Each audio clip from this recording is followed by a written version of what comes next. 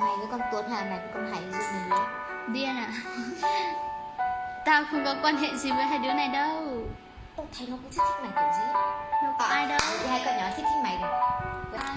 Cái con nãy đây. Đứa nào? Con Hải với con Tuấn này vốn tí thích mày đâu. Thích chơi thôi. Thích thôi đâu bằng yêu đâu đúng không?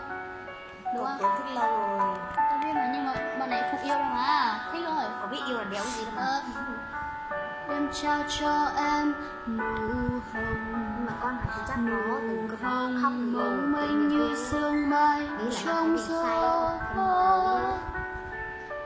Em đừng đưa đem hoa về xưa trong hồng, mong sao hoa không phai sắc buồn.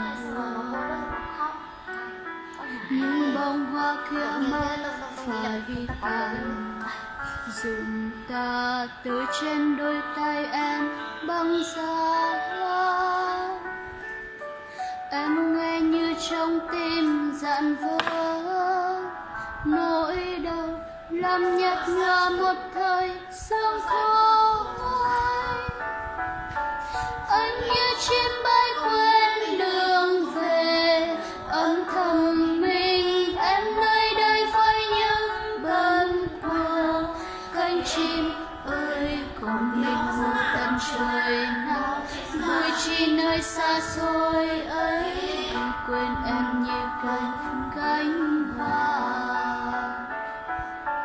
Nhưng sau đây anh quay trở về, ta còn gì đâu, hoa xưa đã héo trong tình.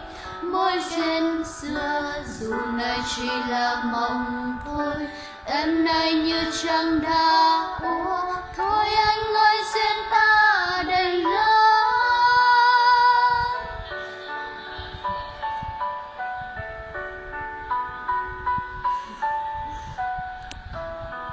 Ta còn gì nơi đây với những bâng khuâng.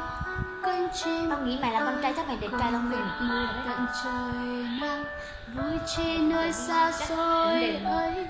Anh quên em như quên cánh hoa. Được chưa? Mày